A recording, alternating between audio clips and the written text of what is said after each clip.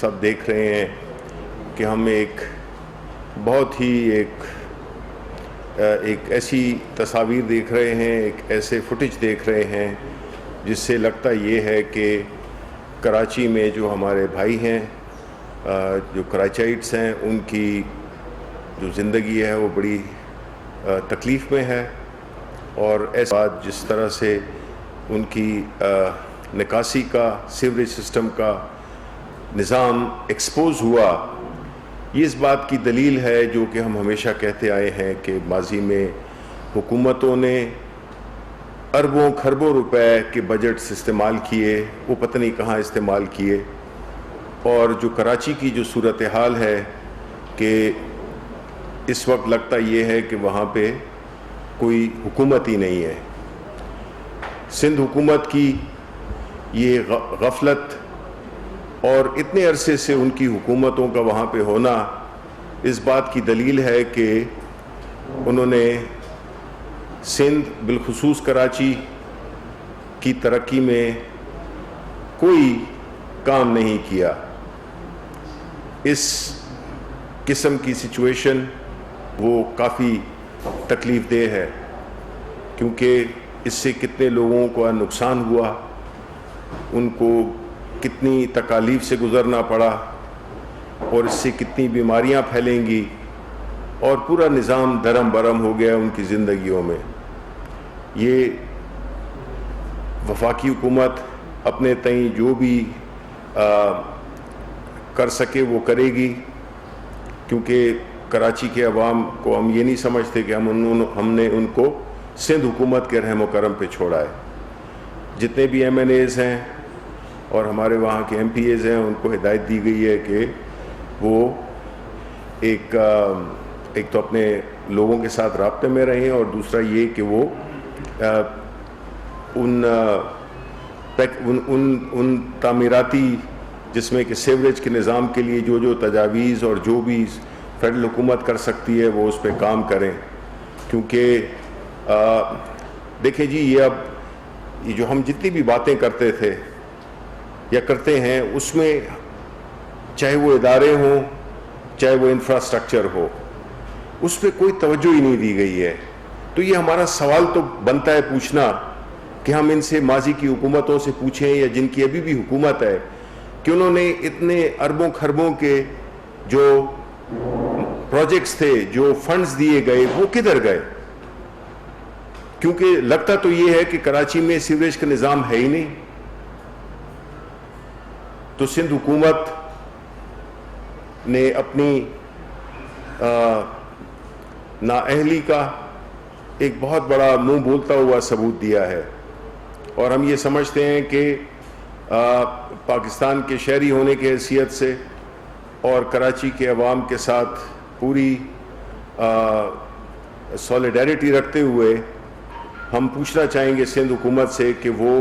فوری طور پہ ایسے اقدامات کرے جس سے کہ جو لوگوں کو تکلیف ہوئی ہے اس کا ازالہ ہو سکے،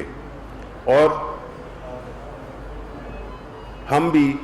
فیڈرل حکومت بھی، چونکہ 18ویں ترمیم کے بعد یہ سارے جو ایشوز ہیں یہ ان کو پروونشل گورنمنٹس ڈیل کرتی ہیں، تو ہم نے یہی دیکھا ہے کہ اوپر سے جو چیز نظر آتی ہے اس کے اوپر تو کام تھوڑا بہت ہوا ہے، لیکن جو اصل چیز ہے جو کہ باطن ہے، انہوں نے ظاہر پہ توجہ دی اور باطن کو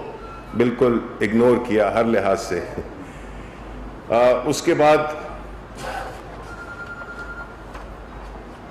پرائم منسٹر نے جو ہماری یہ ہاؤسنگ کی اسکیم ہے، نیا پاکستان ہاؤسنگ،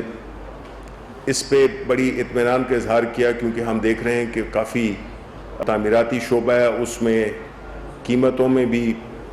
پراپرٹی کی پرائسز ایکٹیویٹی شروع ہو گئی ہے، اور یہ کافی قابل اطمینان اور تسلی بخش بات ہے، کیونکہ کنسٹرکشن ایک ایسی انڈسٹری ہے جو کہ آپ کی پوری اکانومی کو آگے لے جا سکتی ہے۔ اس کے بعد جو آپ کی انٹرسٹ کی بات تھی، میں یہاں پہ یہ ضرور کہوں گا کہ جس طرح کی انٹرسٹ اور جس طرح کی برہمی کا اظہار پرائم منسٹر صاحب نے کیا، وہ کیا تھا آپ کے حوالے سے، کیونکہ پچھلی کیبنٹ میں بھی آپ کو یاد ہوگا اور میں نے یہاں کے کہا بھی تھا کہ آپ کے جو پیسے ہیں وہ انشاءاللہ جو بقایا جاتے ہیں میڈیا کے وہ عید سے پہلے مل جائیں گے. تو انہوں نے سختی سے منسٹریز کو یہ انسٹرکشن دی تھی کہ جو جو ان کے ذمہ بقایا جات ہیں وہ پی آئی ڈی کو دیے جائیں سو دیٹ ہم ان کی پیمنٹس ریلیز کر سکیں. اس میں کچھ پروسیجرل ایشوز کی وجہ سے وہ کام مکمل طور پہ نہیں ہو سکا آج تک، لیکن پرائم منسٹر صاحب نے بڑی وہ ناراضگی کا اظہار کیا کہ میڈیا کے جو ہمارے ساتھی ہیں ان کے لیے ہم کیسے جو ہے تو پیمنٹس اتنی ڈیلے کر سکتے ہیں، بیکاز اس میں جو ہے تو صرف مجھے معلوم ہے کہ یہ پیسے صرف آپ کے لیے نہیں ہیں یا جو میڈیا کے صحافی ہیں ان کے لیے نہیں ہے، بلکہ ان کا ایک انڈائریکٹ تعلق بنتا ہے، کیونکہ اسی وجہ سے کچھ کیا بلکہ اکثر چینلز یا اخبارات نے اپنے امپلائیز کو تنخواہیں نہیں دی ہیں، اور یہ چیز ہمارے لیے بڑی تکلیف دہ ہے. اور پرائم منسٹر صاحب نے اس پہ بہت اس کا زور دے کر کہا کہ یہ ہم کر ہی نہیں سکتے ہیں، یہ ہماری یہ ہے ان کو جو پیمنٹس ہیں وہ فوراً ریلیز کی جائیں. اور جو انہوں نے اپنے ایسے پی ایم جو کہ بڑی اس میں وہ بھی بہت دلچسپی لے رہے ہیں، تو ہم یہ امید کرتے ہیں، میں یہ ضرور کہوں گا کہ انشاءاللہ عید کے فوراً بعد جو ہے نا ہم اس مسئلے کو مکمل طور پہ حل کریں گے. اس کے بعد جو انسٹیٹیوٹ آف پاکستان عاصم مرتضیٰ پر مشتمل ہوگا. پھر جو ایجنڈا نمبر 3 تھا وہ یہی تھا کہ آپ جانتے ہیں کہ جو یورو 5 کی جو پیٹرول کا ایک کوالٹی کے مطابق ایک ہے جو کہ سارے ترقی یافتہ ممالک میں استعمال ہوتا ہے،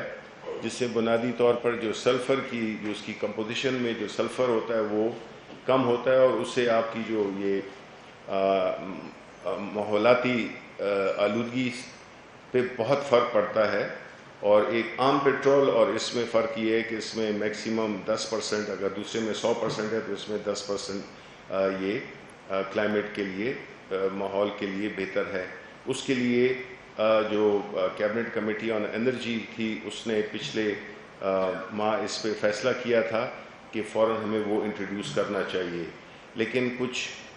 ریفائنریز اور کچھ اس میں جو لاجسٹیکل ایشوز ہیں ان کو مدد رکھتے ہوئے انہوں نے ریکویسٹ کی تھی کہ اگر یہ ہونا تھا اس مہینے کی 1 اگست سے، لیکن اس میں 1 مہینے کی ایکسٹینشن دی گئی ہے کہ 1 سپٹمبر سے اس کو لاگو کیا جائے. پھر اس کے بعد کابینہ نے اقتصادی رابطہ کمیٹی کے 22 جولائی 2020 کے لیے کی گئے فیصلوں کی توثیق کی، جس کی تفصیل میں آپ کو دے دوں گا. اور اسی طرح ایک اور اہم جو مسئلہ ہے وہ ہے، مسئلہ تو نہیں ہے لیکن بنا دیا گیا ہے، ایک ماحول پیدا کر دیا گیا ہے، اور یہ ماحول ان لوگوں نے پیدا کیا ہے جو کہ ہوڈنگ بھی کرتے ہیں اور جو کہ اسمگلنگ بھی کرتے ہیں، لیکن وہ ہے آٹا اور چینی. اس کے لیے گو کے ذخائر بالکل مکمل موجود ہیں، بالکل کوئی ایسی بات نہیں ہے جس میں کہ ہم کہیں کہ ہم کچھ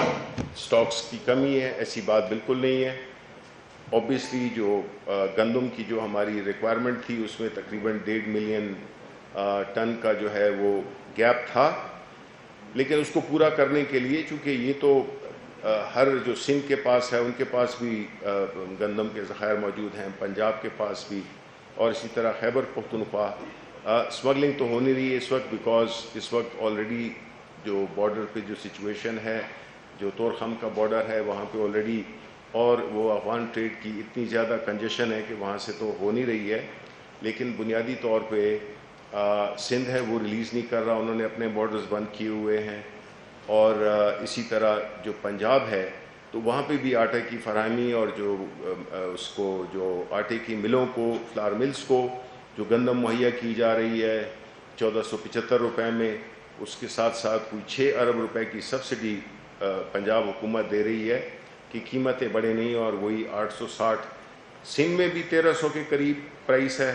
اور خیبر پختونخوا میں کوئی 1200 کے قریب ہے. تو اس چیز کو بڑی باریکی سے دیکھا جا رہا ہے اور وہ اقدامات لیے جا رہے ہیں کہ آنے والے دنوں میں یہ جو 1.5 ملین ٹن کا جو ایک ڈیفیسٹ ہے، اس کے لیے پرائیویٹ سیکٹر، پبلک سیکٹر، وہ امپورٹ کی اجازت دی گئی ہے انسینٹیوز کے ساتھ. تو وہ بھی اگلے ماہ تک آ جائے گی. وہ تو اس لیے کوئی سپلائی اینڈ ڈیمانڈ کا کوئی ایشو نہیں ہے. اور ہم صرف یہ ضرور کہیں گے کہ قوم کو بھی نظر رکھنی چاہیے کہ وہ لوگ جو ذخیرہ اندوزی کرتے ہیں، وہ لوگ جو کہ مارکیٹ سے کھیلتے ہیں، ہم ان کی اس پہ جتنی بھی ڈسٹرکٹ ایڈمنسٹریشن ہے وہ اس کو بھی انسٹرکشنز دی گئی ہیں کہ اس چیز کو بڑی سختی سے دیکھے. پھر آخر میں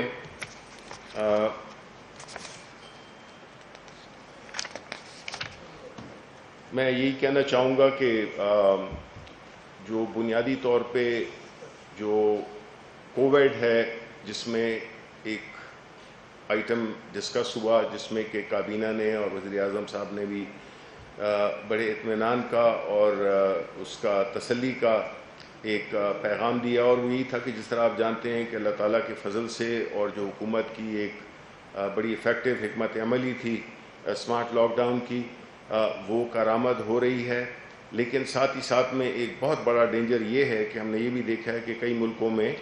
یہ چیز نیچے یعنی آ کے اور پھر بد احتیاطی سے وہ پھر اوپر گئی ہے. تو ابھی ہماری عید الاضحیٰ آ رہی ہے، تو آپ کی وساطت سے عوام سے ہم اپیل کریں گے کہ وہ سختی کے ساتھ ان SOPs پہ عمل درآمد کریں، کیونکہ یہ وبا ابھی ختم نہیں ہوئی ہے. اور اگر ہم نے پچھلی عید کی طرح اگر بے احتیاطی کی، غیر ذمہ داری کا ثبوت دیا، تو یہ چیز ہمیں پھر بہت بڑا نقصان دے سکتی ہے. اس لیے ہماری ملک کی لوگوں کے لیے، اس ملک کی معیشت کے لیے یہ بہت ہی اہم ہے کہ یہ کچھ دن ہیں، کوئی بہت بڑی بات نہیں ہے اگر آپ گھر میں رہیں اور جتنے SOPs ہیں ان پہ عمل درآمد کریں، تو ہم اس وبا کو تقریباً جو ہے اس کو ہم نیوٹرلائز کر سکتے ہیں. تو یہ ایک بہت ہی اہم پیغام ہے جو میں دینا چاہتا ہوں اپنی حکومت کی طرف سے عوام کے لیے، کہ عید پہ بہت ہی زیادہ ذمہ داری کا ثبوت دیں، کیونکہ عید ہے، اس کے بعد محرم ہے. تو تمام لوگوں سے یہ ریکویسٹ ہے کہ اس کو برائے کرم بڑا ہی آپ سیریسلی لیں اور اس میں کوئی بد احتیاطی نہ کریں. بہت شکریہ جی.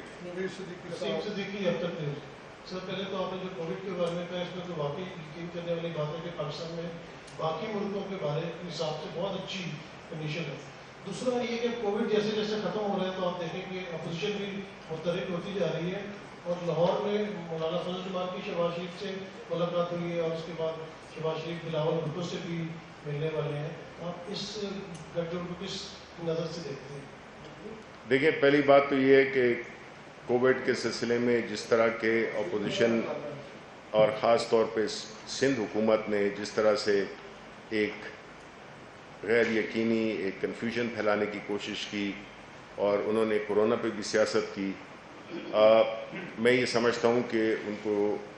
اب اس چیز کا احساس ہو گیا ہوگا، لیکن اس کا وہ برملا اظہار کریں اور مانیں